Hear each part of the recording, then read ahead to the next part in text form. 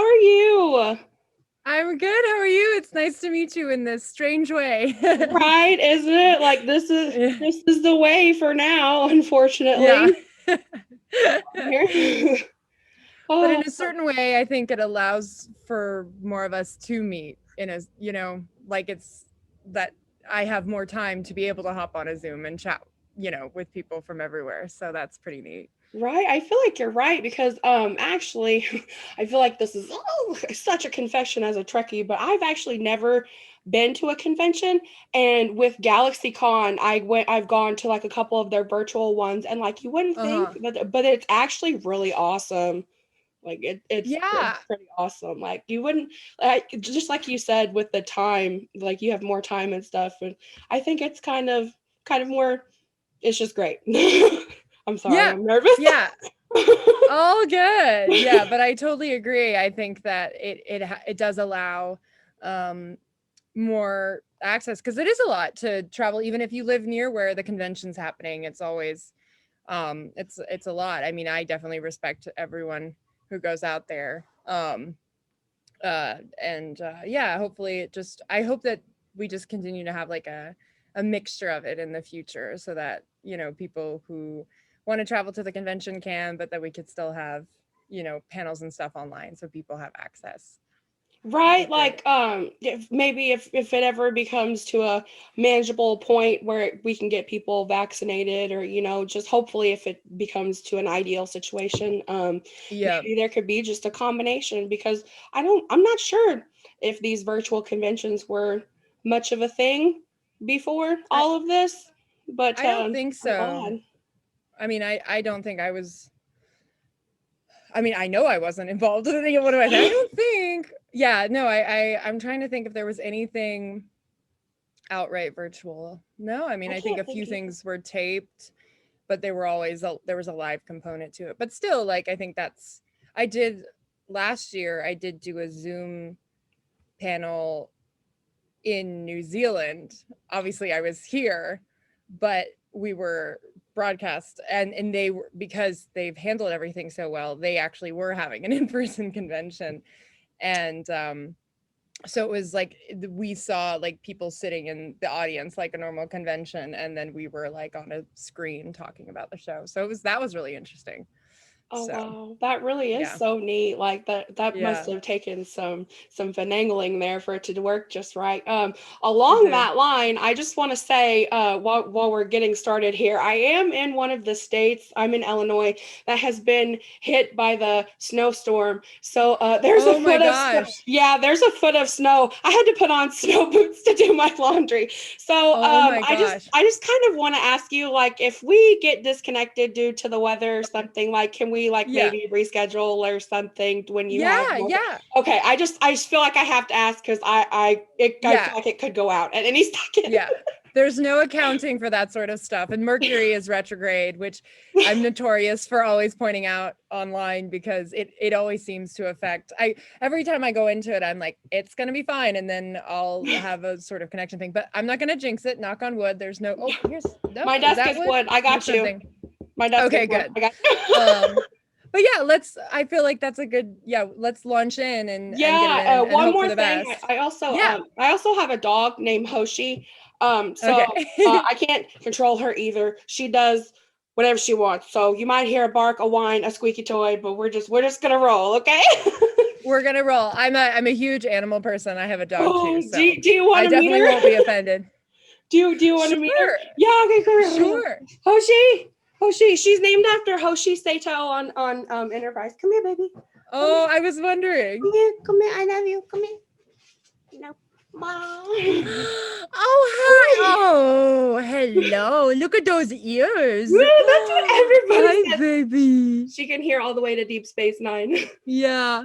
Hi, Goober. Oh, you're a sweet one. Yes, she's my baby. Yes. Oh, Hi, but you're gonna be baby. good, okay? Oh, I love you. Be yeah. good. Go, go. Okay, be good and play with the go play with the lavender toy so you calm down, okay? She has this blue it's purple. It's a purple toy, and it has like lavender, but it seems to work. Oh, cool. Yeah, So I know it's funny. It's like I don't know what gets people in, but yeah, right, you're right. Yeah, just whatever works. She's yeah. she's so high strung.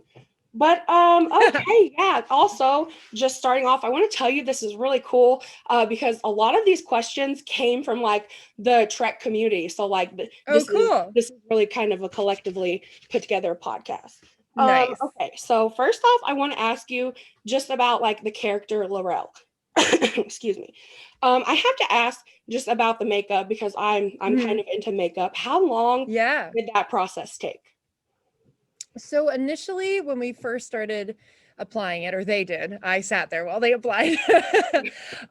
It was about 3 hours the first two few times we did it, just because just figuring out where you place stuff because the prosthetics themselves are 3D printed, so they're silicone as opposed to latex, which is what they used for the '90s shows. For Deep Space Nine and TNG and all of that, and which are plant-based actually, which I learned recently, which is why a lot of people used to have allergic reactions to them. It's a certain sort of plant that people are more likely to be allergic to than silicone. But what's interesting is silicone also photographs a lot better. It has more dimensions, and they do a lot of speckling and stuff to really give it depth, and you see that on the show. Certainly moments like it when I'm in the jail cell and lit like so intensely, like it just really has like a sheen that feels very skin like. But yeah, so that's just a fun fact. And the only thing with silicone though, when it comes to the actor, is it's a little less breathable than the latex, so it gets very very sweaty in there. But I'm getting ahead of myself. But yeah, so it's about 3 hours. Then we got it down to, I would say on average for the whole first season, it was probably about 2.5 hours, sometimes 2 hours, depending on if it was sometimes, because my pre-call would be 3 hours before anyone else who wasn't getting into prosthetics, just to have that buffer space, because we all are, capable of human error, or, putting something on, need to readjust. But I would usually be in the chair for 2.5 hours, and then and what I was going to say was that I would have, with the pre-call, if it was like a Monday and I was the first scene of the day, I would usually get called at like, what was it, 3:42 a.m. was my pickup. And That is and it was very rough. I've been actually I got into a bad habit during this time of staying up later than sleeping in. I mean, again, like it's the state of the world. Like, I was giving myself a break, but I'm really trying actually this week to just recalibrate my schedule. So I'm getting up around 8, which is like a big deal right now. I'm like, oh my gosh. But then I literally this morning I got up at 8 and I was like, oh, here we go. And then I was like, Mary, you used to get up at 3:42 a.m. Like, and I didn't get up then. I was getting picked up then. So I was getting up even earlier. So I was like, Mary, you can do this. Anyway, but yeah, and then from the makeup chair to then waiting in my trailer for a bit, maybe going to rehearsal for the scene, then it would be another half hour or so of getting into costume, depending on if I was in the armor. And then of course in the second season, all my fabulous Chancellor outfits that have a lot of different components that I get strapped into. Sometimes some outfits you put on like half of it in the trailer, and then some of the pieces were so big, or like I couldn't do them on my own, that I would have to then have them put on set right before I um filmed. And then contact lenses were the very last thing I would have put on. So in total, I would say the average prep time was around 3.5 hours. Oh wow. What about removal? Is that quicker? The removal, It like is, much yes, quicker. I yes. saw that video. That's Oh cool. yeah, Yeah, yeah. that's Yeah, cool. yeah. I was so glad. Yeah, because I realized I'd never posted a D Laurel a moment. And yeah, that was from the very last time I got D Laurelled. Outside of James McKinnon, who's was the department head for the first 2 seasons of Discovery, and now is the department head of prosthetics for Picard. He was on the 2020 Star Trek cruise, and so he asked me, he was like, because I was on it, and he was like, would you be cool if like one of my activities was putting you back into Laurel? And I was like, sure. So technically I've been in Laurel one other time since then, but the more official full Laurel garb. But yeah, that usually I would say about a half hour or 45 minutes. Um, because well, my joke was you do sweat, as I said, and like so half of the prosthetic is already starting to come off, and they just kind of cut it in the back, and because it's 3D printed, they have a new one every day. Because it, yeah, if you know, with the glue and everything, it just wouldn't be the same a reapplication if you use the old one. So they they kind of cut it down the back, and a bunch of as James and Ken Mitchell describe as hot dog water. uh Lots of hot sweat comes out, and certain days, there was actually in the third episode of the second season, for the last week, I got a sinus infection, and was just generally, I think my body was really trying to sweat out whatever this thing was. And so, and I was drinking lots of fluids to try and get it out. So I remember one day with that week, them cutting it down the middle, and it was just like whoosh. And I remember James being like, Mary, you always sweat, but this is insane. Like, so it's really glamorous, really glamorous. Hazard up the job, I mean, right? Yeah. Like, oh. But I love it. I love it. I've always been a scrappy tomboy at heart. So this sort of stuff, like these sorts of challenges, are totally up my alley. I'm like, yeah, make me go through it. Yeah, just make me challenge. Well, I don't want to get ahead of myself with that. Like, with like, oh, I want to like ask him, but like, no, I don't want to get ahead of myself. Okay. But speaking of Klingon, and you know the you know Laurel and you being Klingon, are you fluent in Klingon?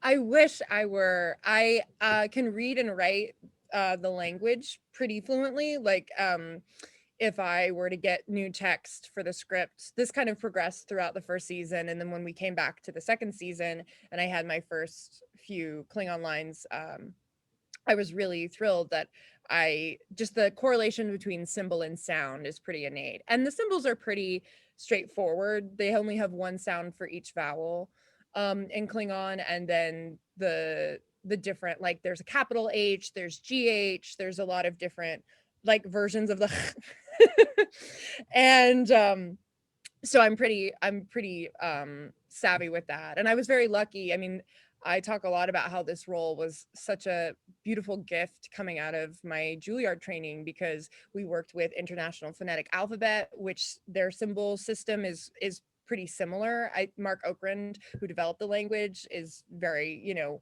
he's a linguist, so he was obviously very aware of the sort of symbols that one uses for these sorts of things. So I felt very lucky that I was kind of just an extension of what I'd already been really drilling when it came to voice and speech, and then my Shakespeare training as well, in breaking down text. And even though with Shakespeare it's still English, so it's somewhat familiar, obviously there's a lot of words you have to look up, and the syntax is different from our common speech often. And so with Klingon, I had to look up every single word, but they also have a much more Shakespearean kind of cadence in their syntax and speech, which is really fun. Like once you start breaking it down and really realizing, because the subtitles give a more kind of, you know, Federation style translation, they're not giving the literal one, but the literal translations are very heightened. So it actually totally tracks. And I know Mark Okrand certainly had a hand in that, because he saw how the Klingons were speaking in English in TNG and Deep Space Nine, and the language just tended to reflect that culture. So I am obviously a big voice and speech language nerd, and so this has just been like such a thrill for me to get to play around with it. That's really interesting though. So I have a question about something that you just said. So if you said you had training in Juilliard with like syntax and like what sound each letter makes and stuff like that. So is that true about our alphabet to the Klingon, like how the letters are used? Does that translate? Is it the same sort of, or? It's pretty similar. I would have to like kind of, you know, get out an IPA sheet and the Klingon sheet that Mark created in the Klingon dictionary, which I actually have at arm's length. Where is it? Oh, it's right over there. I am gonna bust it out. Oh, actually, this is hilarious. because I also where is it? Oh yeah. Okay, I love this right I now. actually I and love look that. my I just opened. This Hey, is also the funny thing with this is my closet, but it looks really official, but my curtains just make me look really profesh. you're good. You're good. I won't tell yours. So this is so I've actually never had these two next to each other before. So this is the Klingon dictionary. And this is a newer one I have that was given to me by John Van Sitters because my original one fell apart. Because I kept opening it. So much. Yeah. And then this is my Speak with Distinction book. This is from my Juilliard training, and obviously, as you can That's see, well lots of loved. I different, can tell. very well loved. Also, what's fun is that we obviously use it for um voice and voice and speech, like the actual contents is all of the IPA stuff, but it's like the perfect height for Alexander technique, which is our physical class, which is actually the other aspect of my training that saved me in being Klingon, because Alexander technique is all about energetic recentering and body care, and it was developed um for actors by a performer, and it's about how it's they're not against like yoga or other physical training, but it's the mentality that you can do all of that, but if you're not energetically recentering yourself, you're still like clogging energy in your body, and there's a way to like speak to your bones and tell them to like expand and stuff. I'm very woo-woo-y, and so it was totally up my alley. But anyway, when you lie on the floor for Alexander technique, you need to have a book under your head just to give you a little bit of height, and this is the perfect height. Anyway, lots of fun backstory.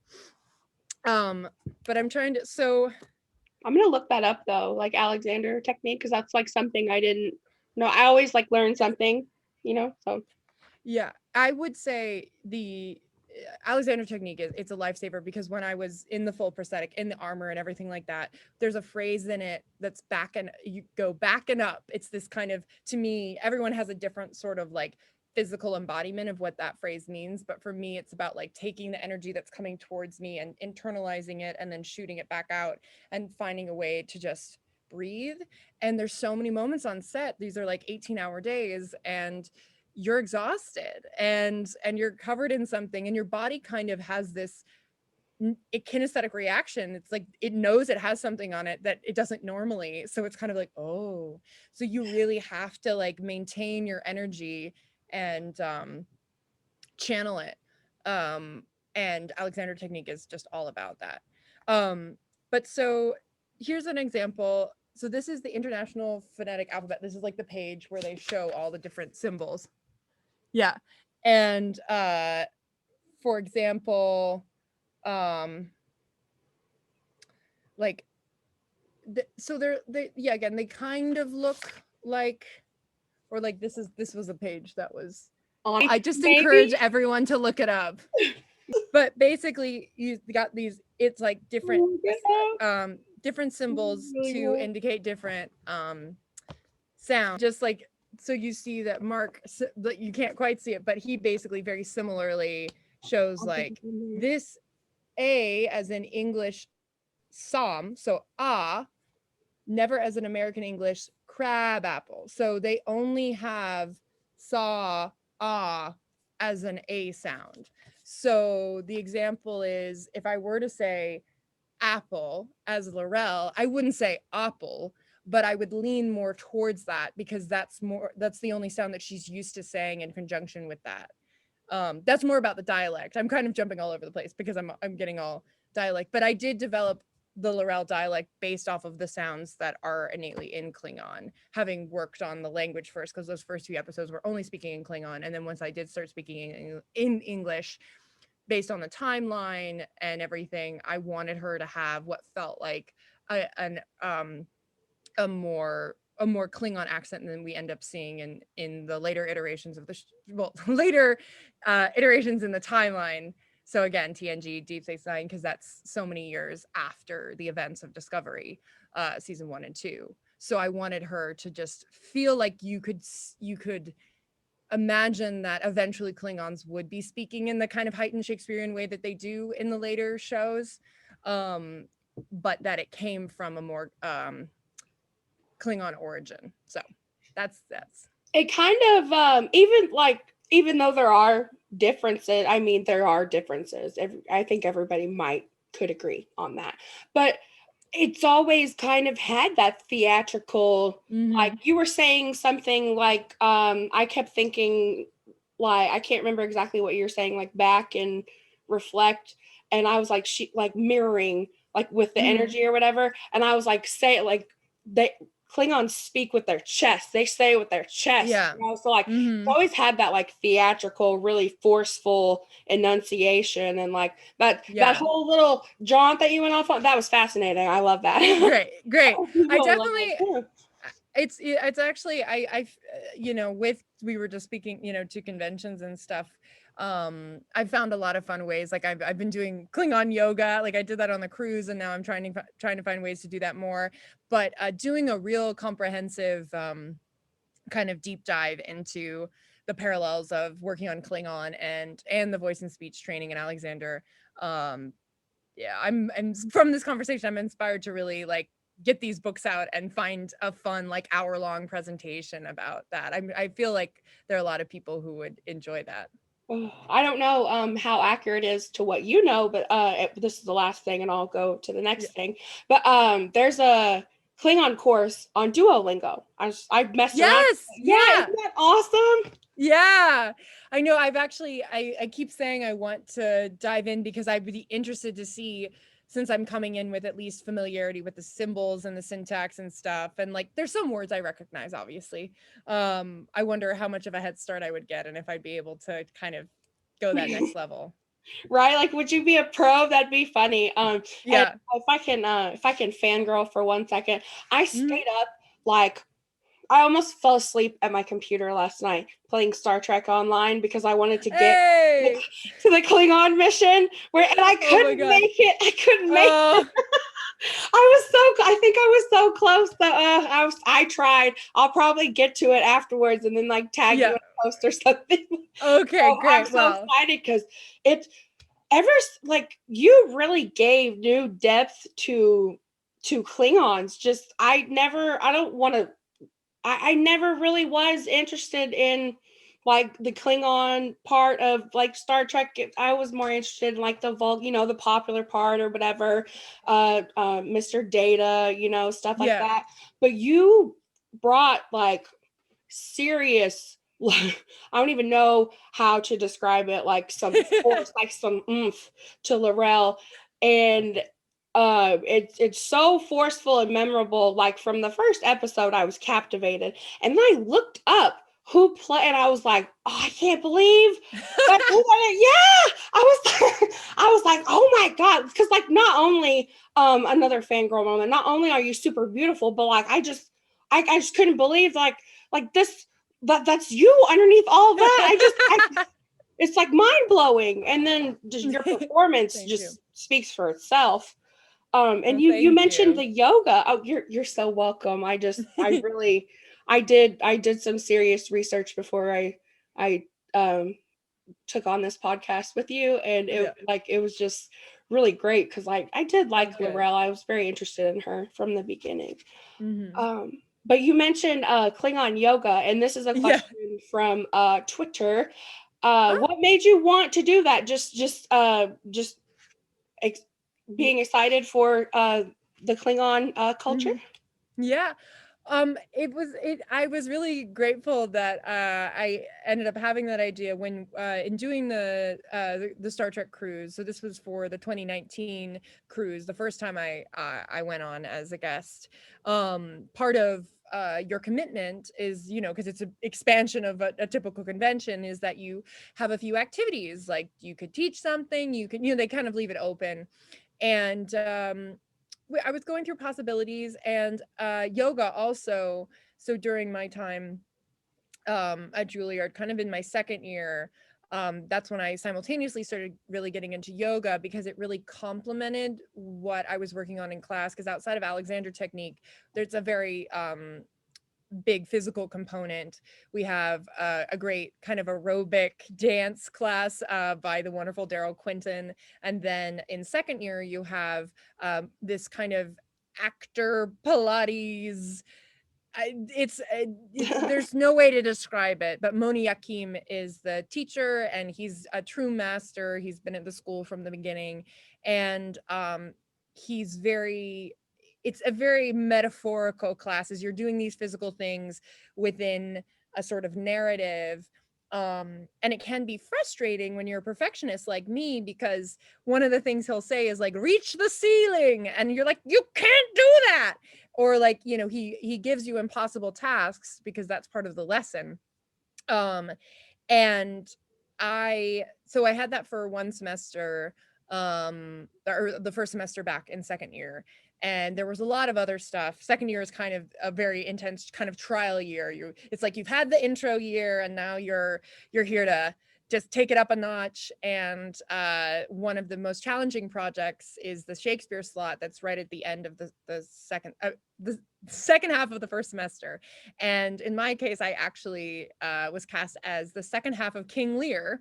So playing an 80-year-old man king going mad.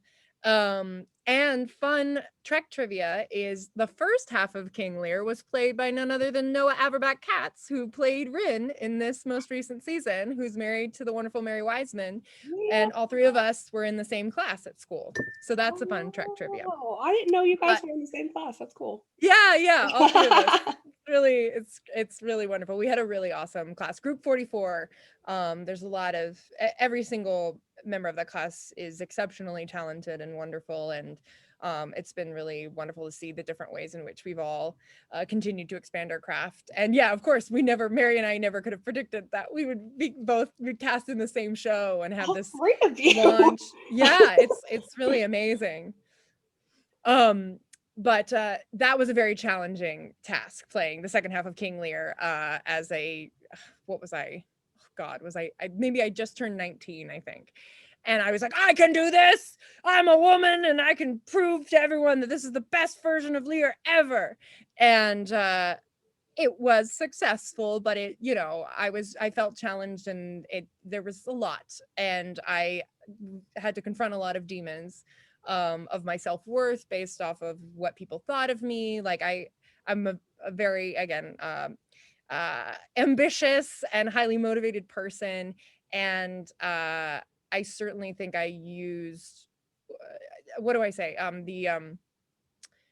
Who I was instead of who, here we go. I've been able to say this before really well, so just give me a second. I was too concerned about what people thought of me based off of what I did, as opposed to who I was. Like I was afraid that if I didn't do a good job, people wouldn't like me as a person. Or, my insecurity of like, oh, my personality is not that fun or whatever. So at least if I'm doing good work, people will tolerate me. Like that's the, darkest moments or whatever. But anyway, that all came to a head because I really wanted to do a good job on this thing. And then I was afraid I didn't. And this does tie into yoga, because basically what's funny is my hair is as long as it's ever been right now. And the last time it was this long was when I did Lear, because the concept was really cool. It's in a rehearsal room, so it's not a full production, but we had like a giant tree branch that was like a tree, and like as the madness was coming in, I came in carrying it, and like it was a very primordial goddess like sort of aesthetic, and awesome stuff. But that in conjunction with some other relationship things, I had like a real cathartic moment needing to happen when I came back home for winter break, and I chopped off like half my hair and started doing yoga. And I'm 6 feet tall, and throughout my life I would grow oftentimes like 4 inches every year for a while.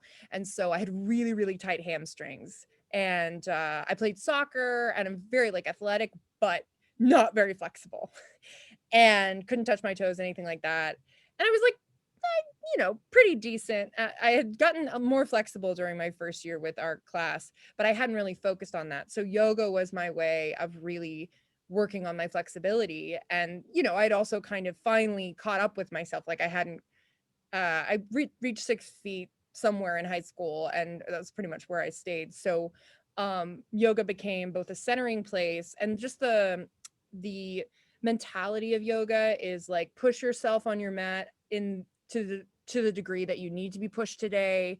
Don't compare yourself to the person next to you, but still push yourself. And so it becomes really, you know, your accountability towards yourself.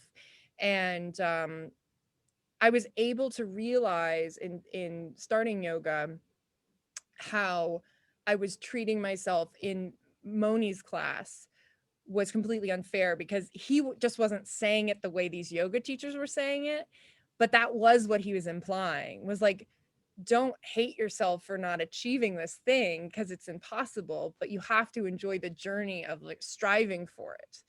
And yeah, it just really allowed me to see that. I for my brain, I think I needed to hear it from a yoga perspective in order to then see that that's what Moni had been saying all along, just in his own way.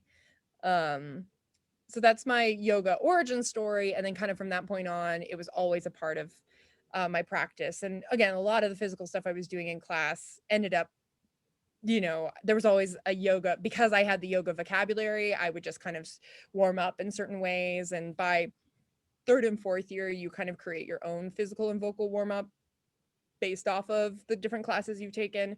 So my general warm up that then I used for the show, when I was getting up at 2 a.m, I always had to have a physical warm up before, because your body is definitely not normally awake at that time.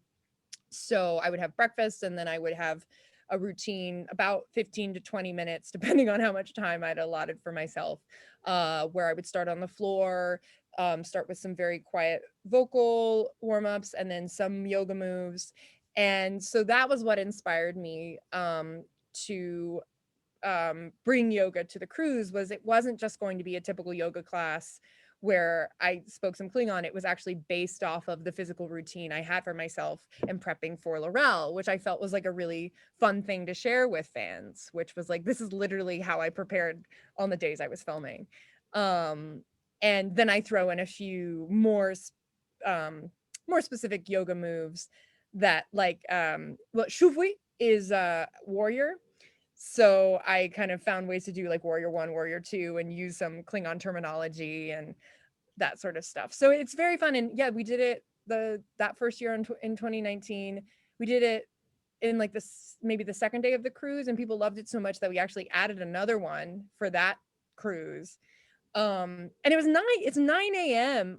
and I'm like, y'all, like, I'm impressed that like the amount of people that showed up on that first one, it was like at least 70 people. And I was like, okay, I could applaud all of you. And I think it was like the first day we had set sail, and then we had one night. And I was like, I feel like that's the night everyone's like, wow, we're on a cruise. And like the fact that people got up at 9. So I celebrate that.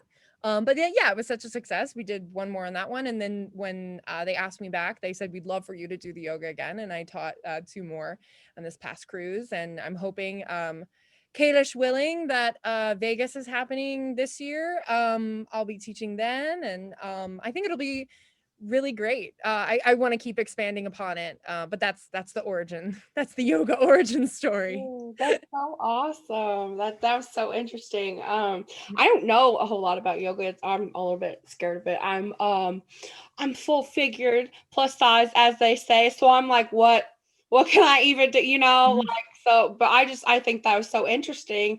Mhm. And yeah, I know that there's a couple things that I can do, but like now I want to try it. You know, like yeah. Yeah.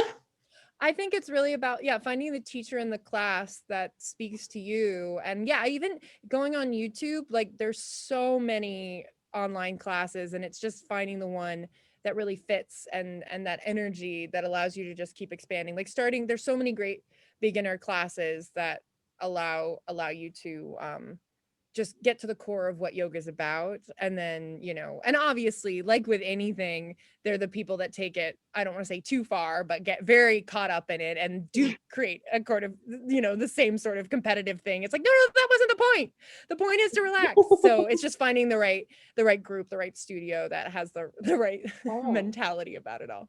That was really interesting. I hope you do get to continue with that. That's cool. You Thank you. mentioned your height at one point. I do want to ask. Forgive me if this is like too personal, but do you ever or did you ever feel like your height was an obstacle? I feel like you really work it now at this point. But did you ever, and like how did you learn to Yeah.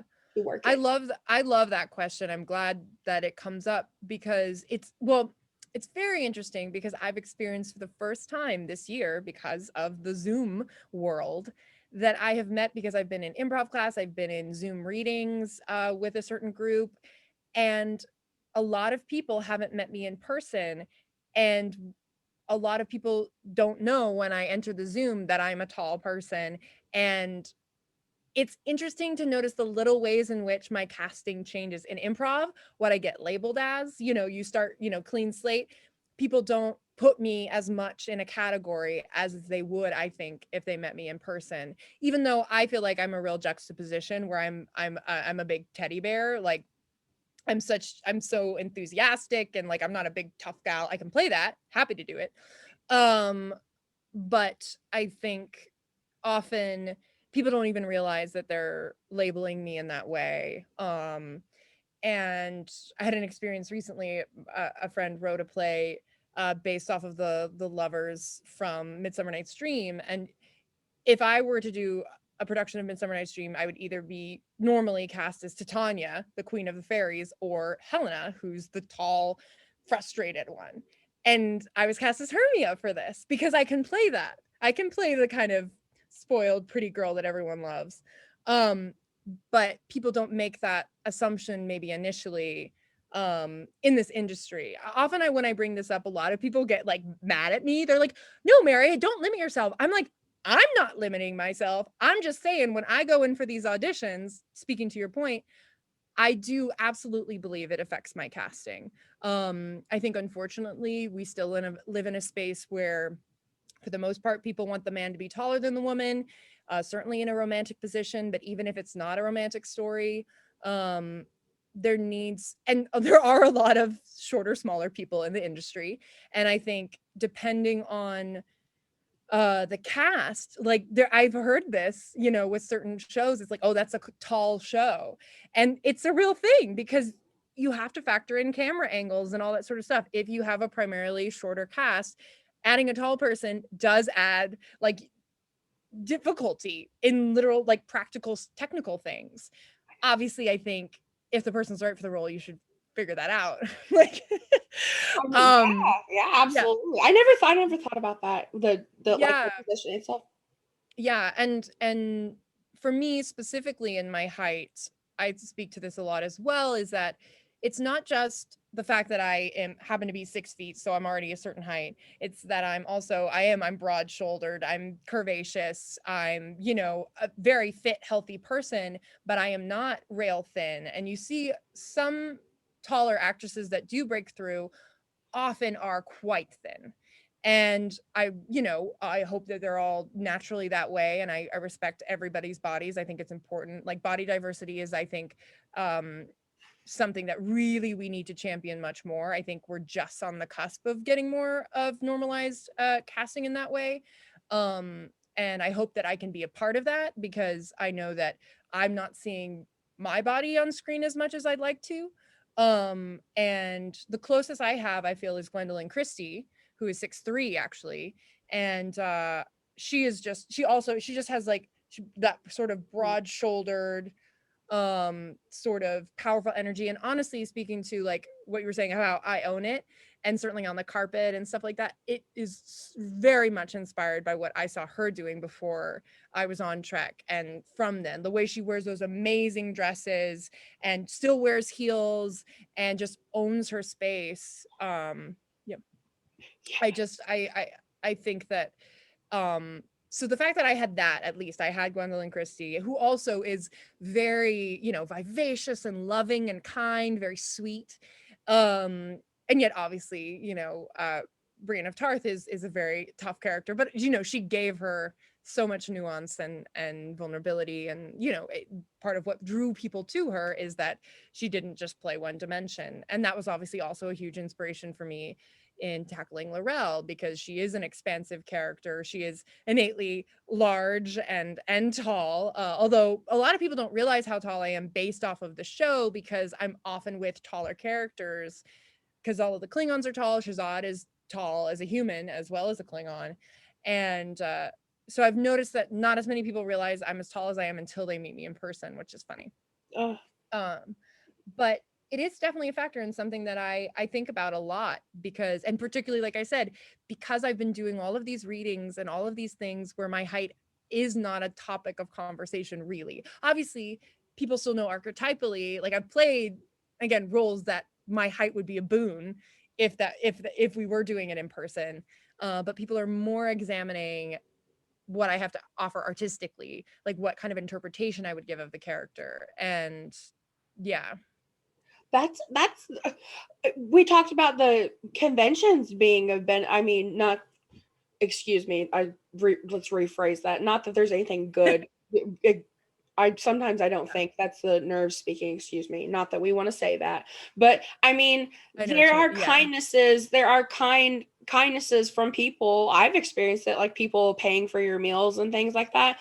There Mhm. are some good things. I think people could say that. There are some good things that have come from that. And that probably is a really good thing, that you're being given more credit for your talent and what you could bring to a role than just for your height. It's almost like you have been, or you're being typecast without, not even from your previous roles, just Yeah. from like your height, that's Yeah. interesting. Yeah. It's very interesting. I hope that we just keep moving forward with it. And luckily, again, like these groups that I've been working with, I think the specific people in this one writer actor group that I'm a part of, I don't think it would change were we in person. Most of these people have seen me in person.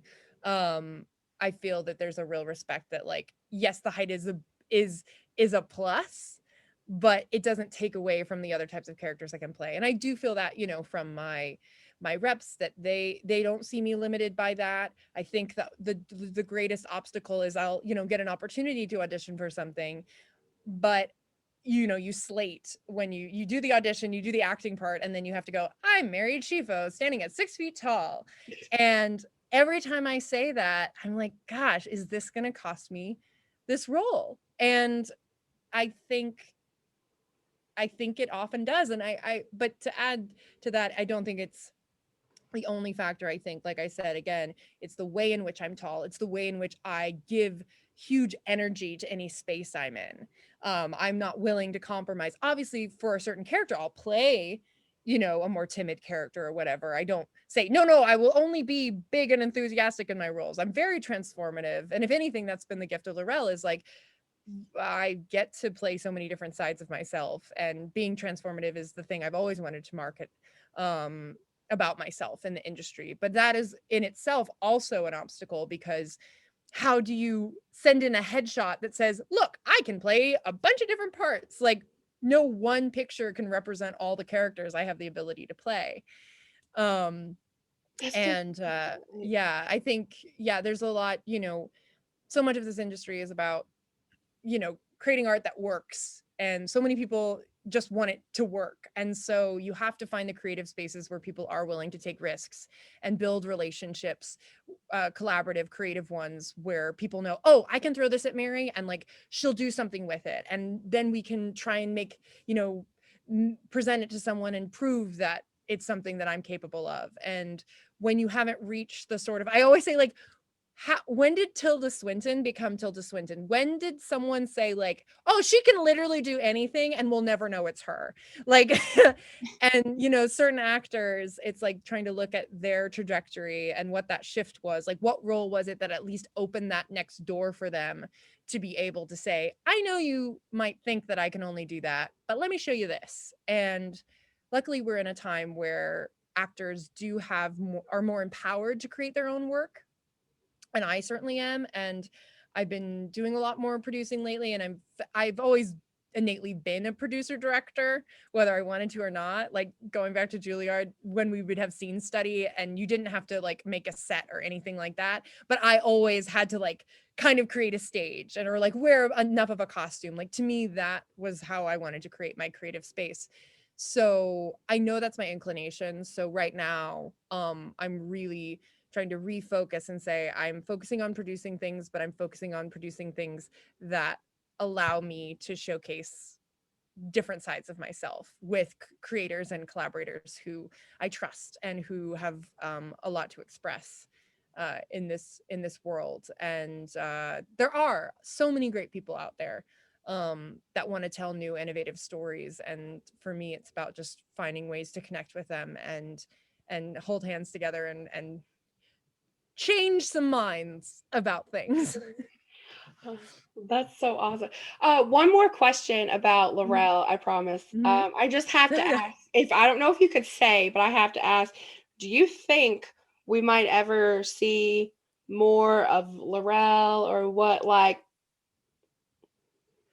I would love it. I would deeply, deeply love it. As an actor, you're, as I said, we're very low on the totem pole when it comes to information. And now that I've been in more producing positions, I understand because you're like spinning 20 different plates and you don't want to give someone an answer until you can know that it's the right one. So I have empathy for the fact that as actors, we don't find out as soon as we maybe would like to. Um, I've been saying because Laurel came back in Star Trek Online, as you referenced, you know, I have been doing a few other interviews with people talking about that, and this question does come up, and I've been saying that I trust that the right creator who loves Klingons, like, I mean, it's case in point what they did with Star Trek Online, which you will witness shortly, the way they convey the Klingon culture and the story that they created for Laurel and Tanavik is so in line with the type of Klingon storytelling I would love to see more of in live action or in a different form of animation, were someone be so inspired to do so. So that's the energy I'm trying to put out right now, is that I think anyone who knows me in person or on Twitter knows that I would jump in to anything that was asked of me when it comes to Trek. But I hope that if there is the right story that involves Laurel, it will come at the right moment. And I would obviously be thrilled to be able to champion more of her. Being able to just come back to her voice for the game was so wonderful, to be part of another narrative involving her.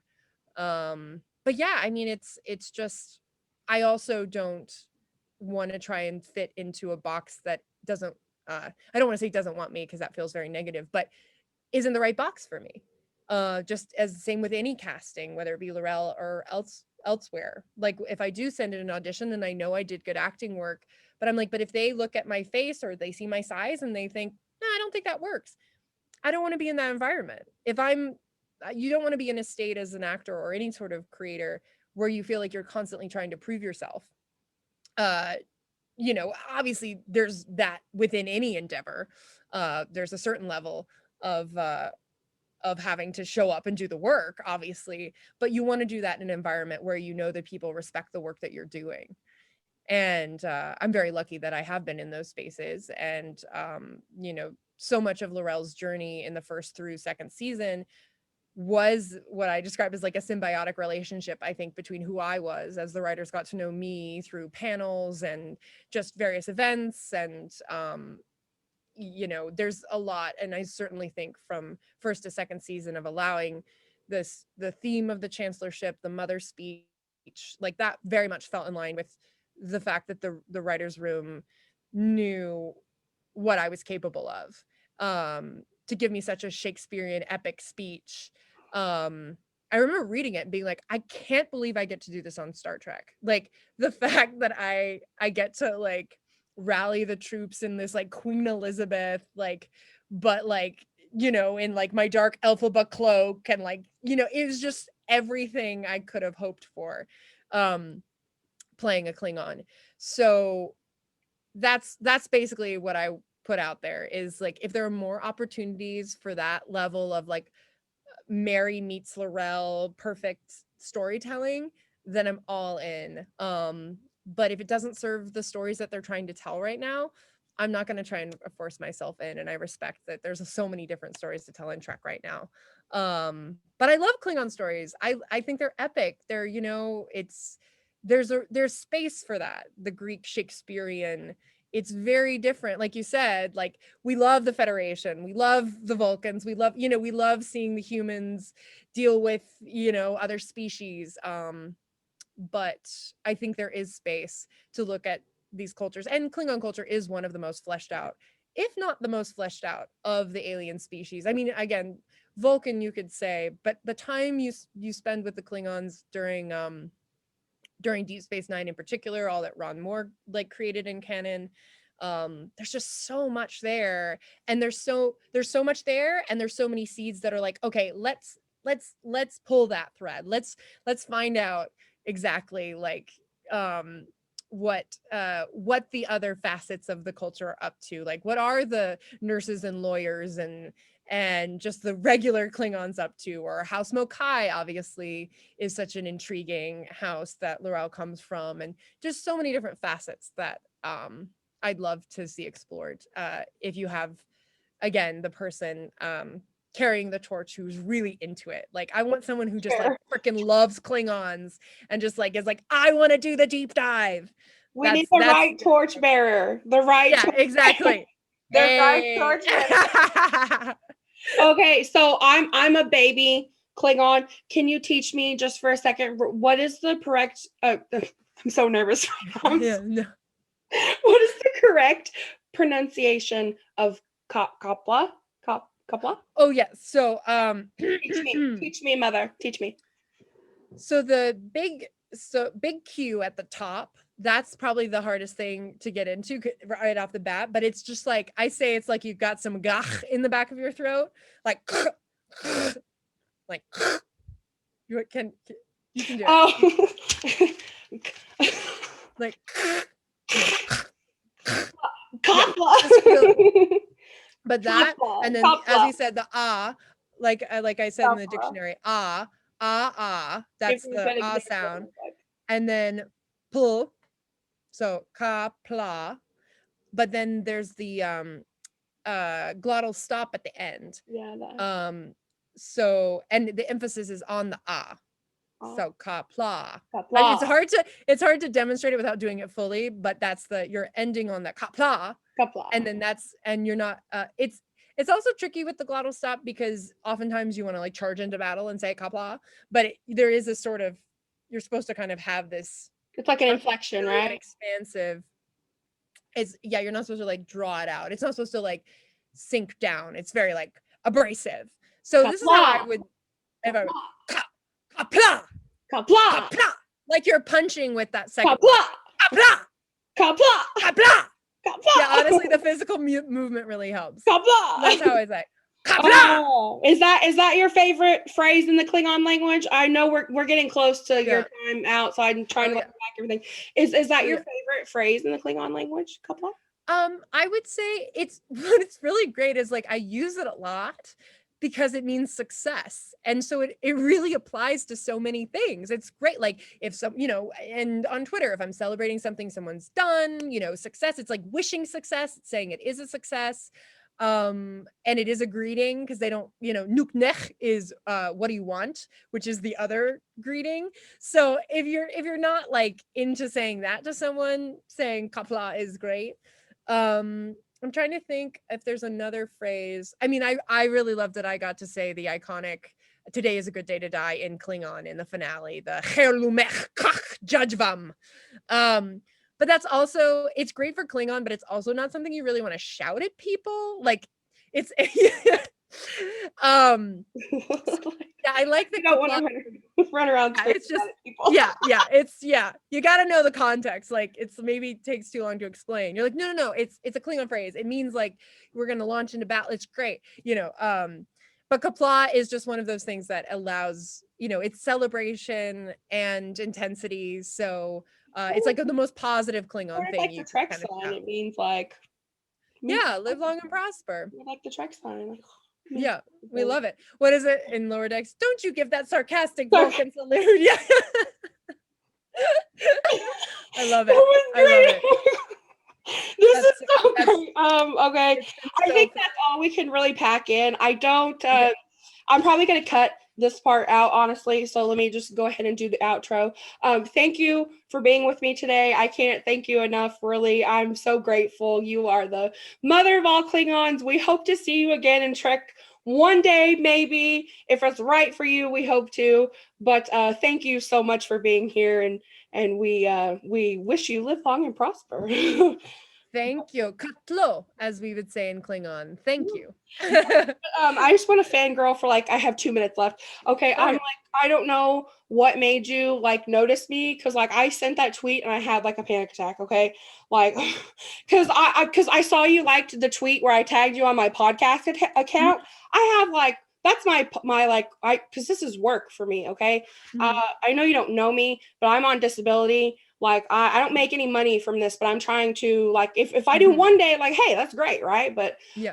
so I don't know what made you like notice, but like thank you. And you Mhm. said that you would tweet those things out. Like, Yeah. oh my gosh, like that. I'm sure that's probably going to give me like a really huge boost. And I just, I love you. Yeah. like really, I'm all out fangirling right now because I was thought I was going to lose my mind, but like in the good way, you know.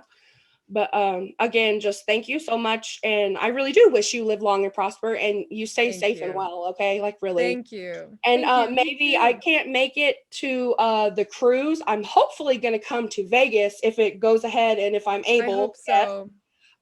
It, but also, yes, I'm trying to like just, I'm just, but yeah, hopefully one day I'll see you on a cruise. I'm hopefully coming to Vegas. I hope so. Yes. Yeah, I hope so. Yeah, definitely let me know. And yeah, I mean, yeah, I really did observe uh your enthusiasm and probably it was one of your handles was just one that I saw a lot and was always so lovely and wonderful. And then yeah, it was that the one tweet that just was like, oh yeah, let's say hi. Thank you so But yeah, much. I really have appreciated yeah, the love and enthusiasm that you share online, not just for me but just being a part of the Trek community. I love that it's TREKLove. I just think that's absolutely what we need to be doing right now.